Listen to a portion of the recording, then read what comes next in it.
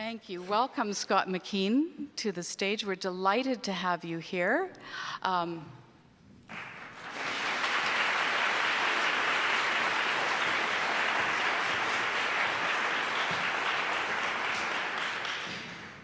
Thanks so much. It is a real, honest privilege to be here today on behalf of City Council and as a survivor of a deep and dark clinical depression as a young man. And I don't know if back then I would have thought that I would be here today. And if that young man was able to see this man today, I think he might be a little disappointed that I didn't try Rogaine or something to, we need to laugh. As people, we need to laugh.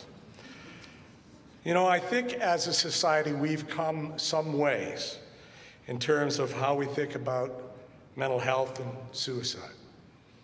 A 2015 survey found that 50% of Canadians believe the stigma associated with mental illness had been decreased in the past 5 years.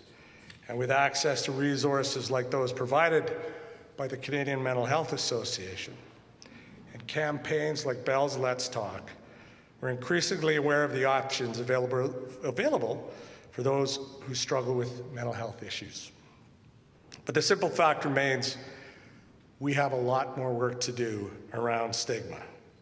Suicide is consistently a leading cause of death among Albertans, and there's way too much shame around it. We need to talk about suicide. We need to talk about suicide. We need to talk about suicide. Because in not talking about suicide for all these years, we've taught young people that if they're feeling particularly dark, that they can't talk about it. 20% of Canadians will personally experience a mental illness in their lifetime. But according to Alberta Health Services study, 49% of people suffering with a mental illness will not seek treatment, in part due to stigma.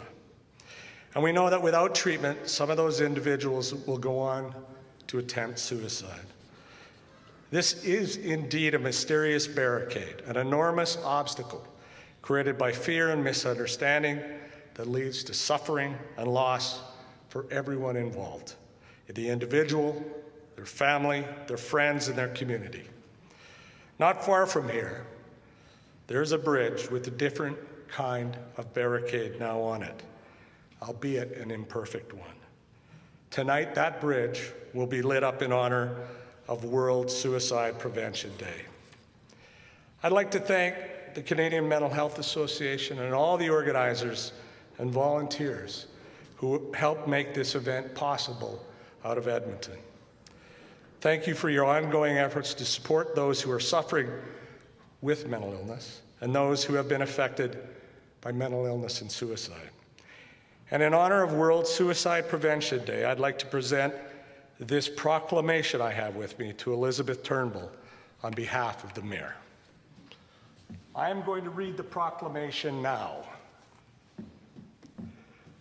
Whereas suicide is among the most prevalent causes of death in Alberta, and whereas social stigma and a lack of support resources often silence both those suffering from a mental illness and family members seeking to recover from the loss of a loved one to suicide.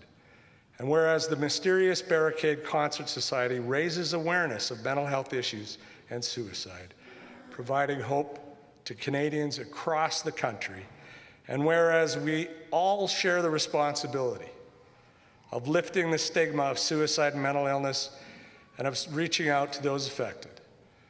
Therefore, I, Scott McKeen, on behalf of Mayor Dawn Iveson, do hereby proclaim September 10th, 2016, World Suicide Prevention Day in Edmonton, Alberta's capital city.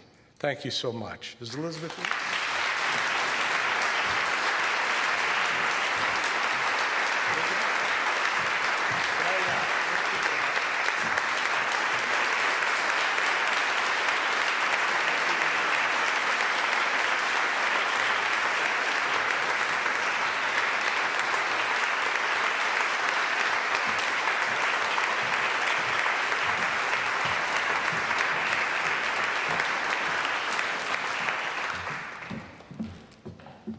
Thank you very much.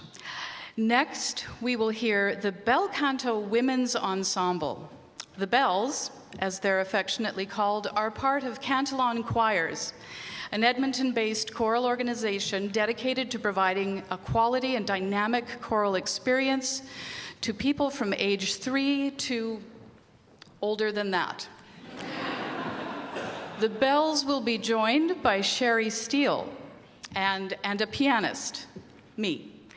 We will be performing one of Schubert's many serenades, and in this one, Sherry and her group of followers serenade